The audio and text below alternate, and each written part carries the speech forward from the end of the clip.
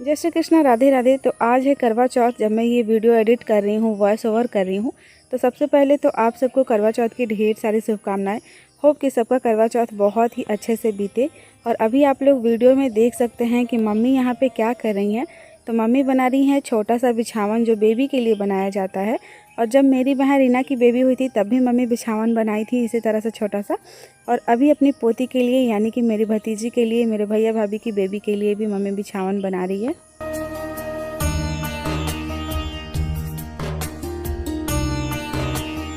कुछ दिनों पहले के व्लॉग में मैंने दिखाया था आप लोगों को कि हमारे द्वार पे जो डॉगी रहती है ना, उसका भी बेबी हुआ है।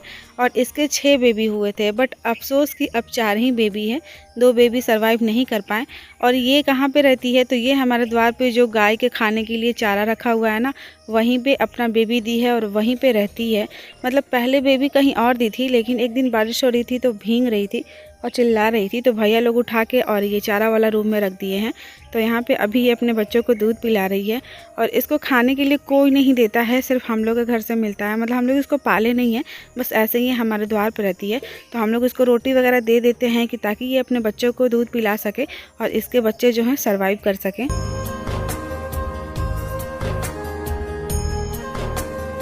हमारी नन्ही से जान को वीगो लग गया है। एक्चुअली नन्ही से जान गई थी अपने मम्मी पापा के साथ डॉक्टर के पास नॉर्मल चेकअप के लिए। और जब भी आप बच्चों को लेके डॉक्टर पास जाओगे, नॉर्मल चेकअप के लिए भी जाओगे ना, तो ऐसे ही वीगो लगा देते हैं और बहुत सारे इंजेक्शन भी दे देते हैं, बहुत सारे दवाइयाँ भी दे देते हैं इतने से छोटे से बच्चे को। वैसे भगवान की दया से हमारी नन्ही सी परी एकदम ठीक है, लेकिन ये जो नॉर्मल दवाइयाँ चलते हैं ना छोटे बच्चों को, वही सब दवाई दिए हैं डॉक्टर। और साथ ही साथ वीगो लगा दिए हैं विटामिन वगैरह के इंजेक्शन लगने के लिए।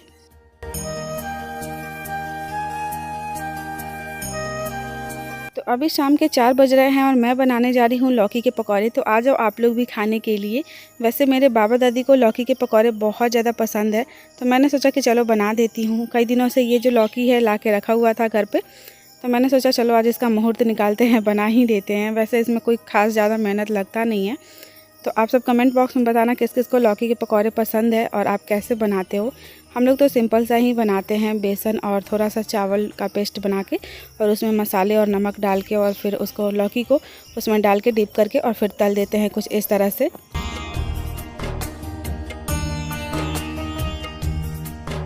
आज हमारी नन्ही सी परी पहली बार द्वार पे आई हुई है। जब से जन्म ली है तब से कभी भी द्वार पे नहीं आई थी और आज लगभग 15-16 दिन की हो चुकी है। तो द्वार पे लेके आए हैं हम लोग।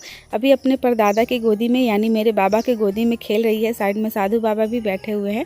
साधु बाबा हमारे ही द्वार पे रहते हैं और बाबा और साधु बाबा हमेशा आपस में बात करते रहते हैं। और बेबी यहाँ पे खेल रही है, खूब मस्त खुश है एकदम।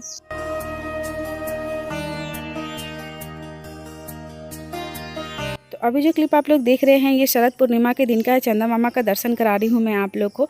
Belated happy Sharad Purnima. वैसे तो शरद पूर्णिमा बीत चुका है। और ये जो क्लिप आप लोग देख रहे हैं, ये रात के 8 बजे का है। मैं बेबी को लेके द्वार पे बैठी हुई हूँ।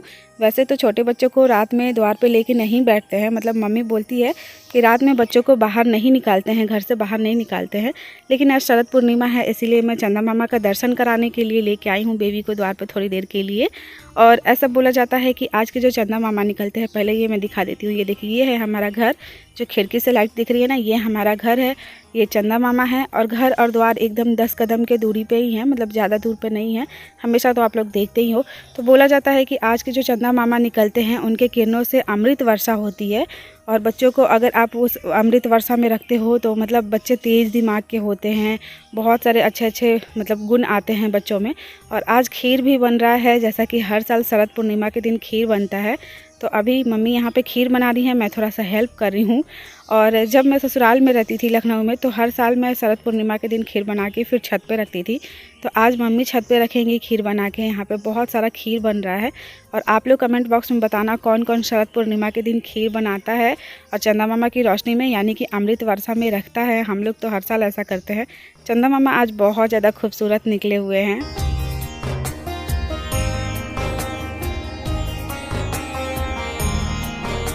अगेन नेक्स्ट डे का क्लिप देख रहे हो आप लोग, यानी कि शरद पूर्णिमा से एक दिन बाद का क्लिप।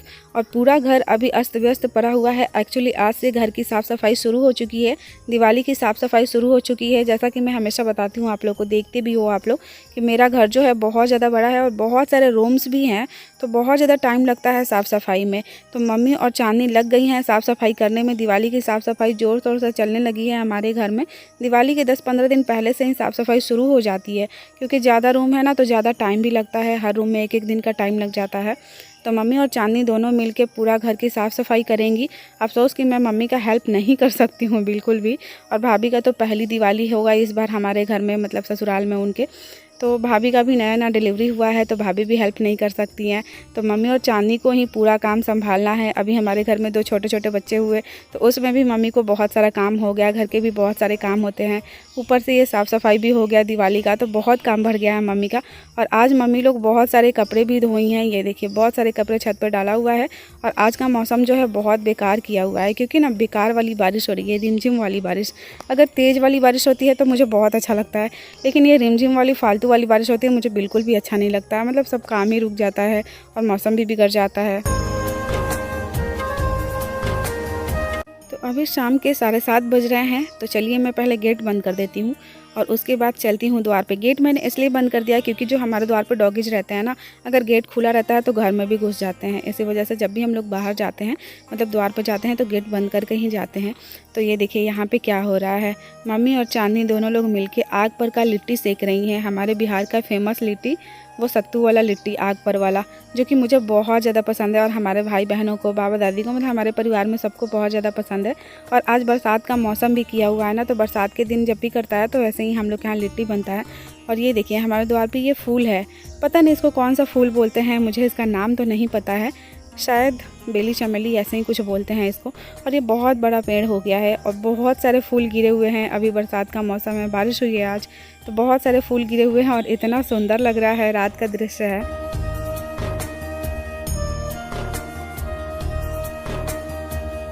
आज मम्मी को ये लिट्टी बनाने में कुछ ज़्यादा ही मेहनत लग रहा है, क्योंकि आज बरसात का मौसम किया हुआ है ना, और जब भी बरसात का मौसम करता है ज़मीन गीला हो जाता है, आग जल्दी ही बुझ जाता है। इसीलिए थोड़ा ज़्यादा ही मेहनत पड़ता है मम्मी को लिट्टी बनाने में। लेकिन हमारी मम्मी मेहनत से तो बिल्कुल भी घबराती नहीं है, बहुत मेहनत करती हैं, बहुत काम करती हैं। आप लोग बताना किस किस को ये लिट्टी खाना है आज, और मम्मी के हाथ का लिट्टी खाने के लिए आप लोग भी।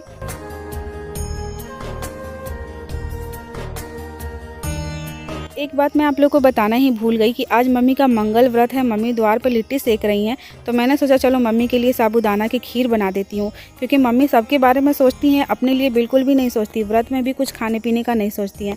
मैं मम्मी के लिए साबूदाना का खीर बना रही हूँ। आप लोग में से जिसको भी साबूदाना का खीर पसंद हो, आ जाओ आप लोग भी खाने के लिए।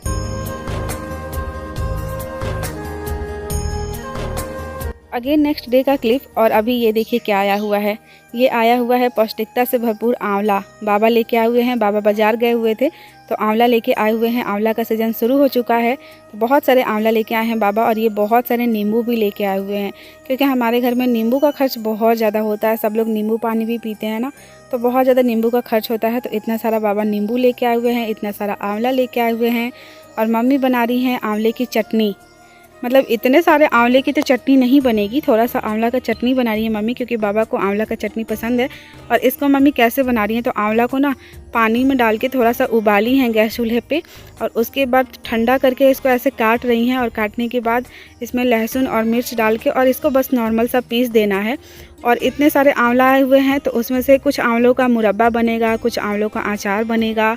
कोशिश करूँगी मैं आप लोगों के साथ रेसिपी शेयर करने का कि मम्मी कैसे आंवला का मुरब्बा बनाती हैं, कैसे मम्मी आंवला का अचार बनाती हैं, क्योंकि बहुत सारे लोग कमेंट करते हैं कि रवीना मम्मी का रेसिपी शेयर किया करो। तो इसीलिए मैं कोशिश करूँगी थोड़ा बहुत कि कैसे बनाती हैं मम्मी। ये देखिए चटनी बनकर रेडी हो चुका है, आंवला का चटनी, जो कि पौष्टिकता से भरपूर है, बहुत ज़्यादा अच्छा भी लगता है खाने में और फ़ायदा भी करता है। आप लोग भी ट्राई करना, बहुत ही आसान है इसको बनाना। मैं भी कभी कभी खाती हूँ, मुझे भी बहुत अच्छा लगता है और पौष्टिकता से भरपूर है, तो खाना भी चाहिए, है ना। हे गाइस, तो अभी शाम के 7 बज रहे हैं। मैंने सोचा कि चलो आप लोग से बात करके व्लॉग एंड कर देती हूँ। वैसे आजकल मैं कैमरा के सामने आके आप लोग से बहुत कम ही बात कर पा रही हूँ। तो सोची कि चलो अभी टाइम है, मतलब अभी मैं फ्री हूँ, अभी मौका है तो आप लोग से थोड़ी सी बात कर ही लेती हूँ। वैसे अभी घर में बहुत सारे लोग हैं, शाम के टाइम सब लोग घर में ही रहते हैं तो थोड़ा सा कचकच होते रहता है, और शाम के टाइम डिनर भी बनता है तो वो मतलब किचन से भी आवाज़ आती है, तो माइंड बंद कीजिएगा अगर आवाज़ आए किसी तरह का तो। और इधर साइड वाले रूम में अंकित और चंदन दोनों पढ़ाई कर रहे हैं, तो कभी कभी वो लोग भी आपस में बात कर रहे हैं ना, तो वो भी वीडियो में आ रहा है। कई बार मैंने वीडियो डिलीट किया है, तब जाके फिर से शूट कर रही हूँ, उन लोगों को मना किया है मैंने, वो लोग थोड़ा देर के लिए शांत हुए हैं। और पिछले 1 हफ्ते बाद मैंने व्लॉग डाला था, बेबी का बर्थडे सेलिब्रेशन वाला व्लॉग। 1 हफ्ते से मैंने कोई भी वीडियो नहीं डाला था, तो बहुत सारे लोग इंस्टाग्राम पे मैसेज भी करते हैं, रवीना वीडियो नहीं आ रही है। तो आप लोग इतना चिंता करते हो, इतना प्यार करते हो, उसके लिए दिल से बहुत बहुत थैंक यू कि मेरे व्लॉग्स नहीं आते हो, तो पूछते हो आप लोग आके इंस्टाग्राम पे। बहुत सारे ऐसे रीजन्स हैं जिसकी वजह से मैं व्लॉग्स नहीं डाल पाती हूँ। वैसे तो अभी कुछ महीनों से मैं इरेगुलर ही चल रही हूँ, लेकिन अभी मैं व्लॉग क्यों नहीं डाल रही थी 1 हफ्ते से, ये मैं आप लोग बताती हूँ। एक्चुअली मेरे चैनल पे स्ट्राइक आ चुका था, जिसकी वजह से 1 हफ्ते तक मैं कोई भी व्लॉग अपलोड नहीं कर सकती थी, ना ही कोई पोस्ट कर सकती थी और ना ही यूट्यूब पर लाइव आ सकती थी। तो यही रीज़न था कि मेरा व्लॉग लगभग मतलब 1 हफ्ते बाद आया। जो बेबी का बर्थडे सेलिब्रेशन का व्लॉग देखा आप लोगों ने कल, वो नवमी के दिन का ही था, दुर्गा नवमी के दिन का ही था। तो व्लॉग मैंने बना लिया था और एडिट भी कर लिया था, लेकिन मैं अपलोड नहीं कर पाई क्योंकि स्ट्राइक आ गया था चैनल पे। तो बुरा तो लगता है, स्ट्राइक आता है तो बहुत ज़्यादा बुरा लगता है। पिछले साल भी मेरे चैनल पे एक बार स्ट्राइक आ गया था, तो उस बार तो मैं बहुत ज़्यादा परेशान हो गई थी, बहुत ही ज़्यादा परेशान हो गई थी, बहुत रोई भी थी उस टाइम। लेकिन इस बार मुझे उतना ज़्यादा मतलब कोई दिक्कत नहीं लगा। हाँ, थोड़ा सा बुरा लगता है स्ट्राइक आता है चैनल पे तो, क्योंकि आप रेगुलर काम करते हो, कहीं मेहनत करते हो और मतलब उस चीज़ से आपको एक अटैचमेंट हो जाती है, तो थोड़ा बुरा लगता है अगर काम में कोई रुकावट आती है तो। लेकिन इस बार उतना बुरा नहीं लगा, क्योंकि मैं डेली ब्लॉग तो डालती नहीं हूँ, लगभग 1 हफ्ते 10 दिन बाद ही ब्लॉग डालती हूँ, तो उतना ज़्यादा भी बुरा नहीं लगा। लेकिन हाँ, स्ट्राइक आया तो थोड़ा ख़राब तो लगता ही है। चलो, अब स्ट्राइक हट गया है तो मैंने बेबी के बर्थडे सेलिब्रेशन वाला ब्लॉग डाला, और अब मैं कोशिश करूँगी कि 2-4 दिन पर ब्लॉग डालते रहूँ, क्योंकि मेरा भी मन नहीं लगता है। मैं भी एकदम खाली हो जाती हूँ ना, तो बिल्कुल मन ही नहीं लगता। आप लोग से बात करते रहती हूँ, ब्लॉग डालते रहती हूँ, तो मैं भी थोड़ा बिजी भी रहती हूँ और मन भी लगता है। तो कोशिश करूँगी अब रेगुलर होने की। और कल है करवा चौथ, तो जो लोग करवा चौथ करते हैं उनको ढेर सारी शुभकामनाएं, करवा चौथ की बहुत बहुत बधाई। आप लोग बहुत अच्छे से सेलिब्रेट करना, हम लोग का देखते हैं कैसा जाता है। इस बार मैं पहली बार मतलब करवा चौथ पे अपने मायके में हूँ। मैं कभी भी शादी के बाद करवा चौथ पे मायके में नहीं रुकी हूँ, कभी भी नहीं, लेकिन इस बार पहली बार हूँ, तो देखते हैं कैसा जाता है। और मेरी मम्मी का भी व्रत होता है करवा चौथ का, तो पहली बार आप लोग मेरी मम्मी का करवा चौथ व्रत देखेंगे कि कैसे कैसे मम्मी करवा चौथ करती हैं। मैं कैसे करती हूँ ये तो आप लोग हर साल देखते थे, और इस साल भी देखिए कैसा होता है, क्या होता है सब कुछ। मैंने कोई भी तैयारी भी नहीं करी है करवा चौथ की। हर साल करती थी जब मैं लखनऊ में रहती थी अपने ससुराल में, तो हर साल मतलब जितना मेरा कैपेसिटी था, जितना मैं सक्षम हो पाती थी उतना तो करती ही थी। लेकिन इस बार मैंने कुछ भी नहीं करा है, यहाँ तक कि मैंने थ्रेडिंग भी नहीं करवाया। आईब्रो भी मेरे काफ़ी बढ़ गए हैं, लेकिन मैंने नहीं बनवाया क्योंकि मन ही नहीं करता है कुछ भी करने का मेरा। अभी मैं बहुत आलसी हो गई हूँ, पता नहीं क्यों। तो चलो फिर आज का जो व्लॉग है मैं यही एंड करूँगी, क्योंकि मैं बात करने लगूँगी ना तो फिर व्लॉग काफ़ी लंबा हो जाएगा, और आप लोग के पास इतना टाइम नहीं होता है कि आप लोग ज़्यादा लंबा व्लॉग देख पाएँ। कोशिश करूँगी कि नेक्स्ट व्लॉग जल्दी ही आए, करवा चौथ का व्लॉग आएगा, और मे बी कि अच्छा व्लॉग आए, मे बी सरप्राइज़ व्लॉग आए, ये भी हो सकता है। तो चलो फिर आज के लिए बस इतना ही। बाय बाय, टेक केयर, अपना ख्याल रखिएगा एंड जय हिंद, जय भारत।